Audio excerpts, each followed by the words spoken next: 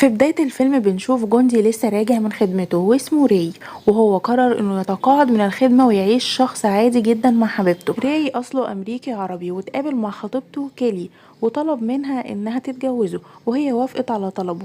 لما كانوا مروحين لبيتهم قررت كيلي انها تروح تجيب كتاب من والدتها، ولما جه ري شاف شخص اسمه اتم كان بيضايق كيلي في الطريق، ودايما كان واثق من نفسه جدا علشان هو من عيلة غنية. فري حاول يمسك أعصابه، ولما شاف آتم بيتصرف تصرفات غريبة ومش طبيعية مع كيلي بدأ ري يتضايق وبدأوا يتخانقوا مع بعض. وكان آتم فقد الأمل إنه يهزم ري، فحاول آتم إنه يطعنه بالسكينة في ظهره، بس الطعنة جت في آتم ومات على طول. وبعد كده القاضي قال لري قصة صغيرة، واللي هي انه لو اعترف هياخد من 2 ل3 سنين سجن، انما لو ما اعترفش هيتسجن ل8 سنين. واخيرا وبعد محاولات كتيرة ري قرر انه يعترف ويقبل بال3 سنين سجن. ووالد آتم بدأ يدور ورا ري ويجيب كل المعلومات عنه وعن أهله، وقرر انه ينتقم منه علشان قتل ابنه. ووالد آتم عرف ان ليه هيتسجن فين، فقام قابل مدير السجن وكان اسمه جاك، وقام برشوته بمبلغ كبير جدا من الفلوس علشان يعذب ليه لحد الموت. وجاك وافق على الصفقة دي وبدأ يوزع المبالغ دي على مساعدينه الحراس اللي كان اسمهم ريكو وفيكتور وفوكس.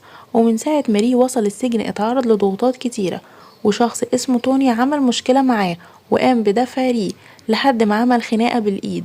وواحد من السجناء اسمه مازن وهو رئيس عصابة ومن أصل عربي دافع عن ري وأنقذه. ري بدأ يشتغل في المكتبة مع شخص اسمه ديفيد. الثلاث حراس بدأوا انهم يتآمروا مع جاك ضد ري، وشافوا ري وهو بيعلق صورة خطيبته على حيطة السجن، فدخلوا واتنمروا عليه ومسكوا الصورة وقطعوها وقعدوا يستفزوا فيه. فري ما ضربهمش وما دافعش عن نفسه، ففيكتور حس بالذنب شوية وبعدهم عن ري. ووقت ما كان ري بيستحمى دخل على ري مسجون اسمه عمرو، وعبر لرأيه عن مشاعره ناحيته وانه بيحبه وبيتمنى يكون صديقه المقرب، وحاول انه يقرب من ري بطريقة وحشة. ري ساعتها ضرب عمرو وفزع عليه، بس في الناحية التانية الحراس التلاتة جم واخدوا ري لرئيس السجن وكملوا استفزاز فيه، وفيكتور امرهم انهم يسكتوا عن مضايقة ري واعتذر لري عن المعاملة الوحشة. ديفيد كان بيتكلم مع ري وبيقوله انه اتحكم عليه 3 سنين بسبب السرقة وقتل حارسين وضابط، والشرطة معرفتش مكان الفلوس فين.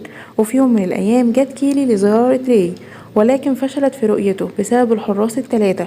وري بدأ يسأل نفسه ليه المعاملة معاه مختلفة عن باقي المساجين في السجن. وشخص اسمه جايد عنده 18 سنة اتضرب من عمار، وري ساعده وضرب عمار، والحراس وويليام جم فرقوهم عن بعض. ولما كان ديفيد وري بيتكلموا سألوا ري ليه الناس في السجن بيخافوا من مازن، فديفيد قال له علشان عنده فلوس كتير وعصابته من عصابات تجار المخدرات المشهورة جدا.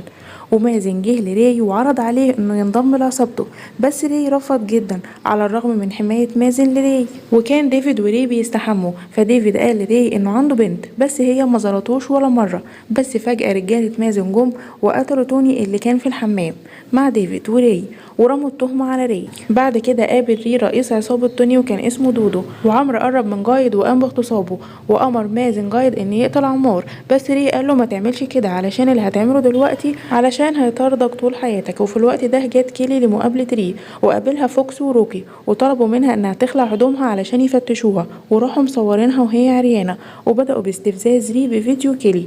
فري كان غاضب جدا بس مش قادر يعمل اي حاجة، وفي النهاية قدر انه يقابل كيلي، وكانوا هما الاتنين بيشعروا بخيمة امل، ولكن كل واحد فيهم فهم شعور التاني.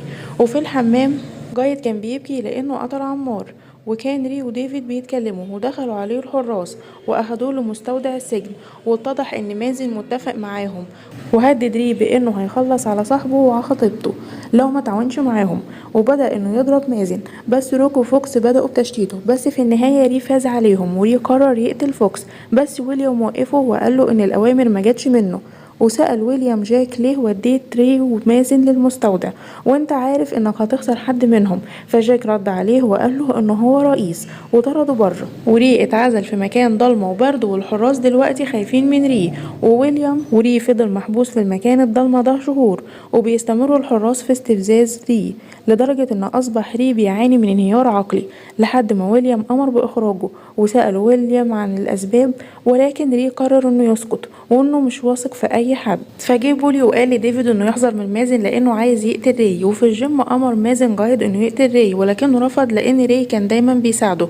انزعج مازن من جايد وقام بطعنه حتى الموت. وديفيد قال لراي وفي ميدان السجن راي بيحاول انه يستفز مازن وانه محمي بواسطة الحراس، وان انت لو ملكش لازمه هتتقتل زي جايد. بيتدخل بابلو لضرب راي ولكن راي استطاع انه يتغلب عليه، وراي دافع عن نفسه وضربه ومات.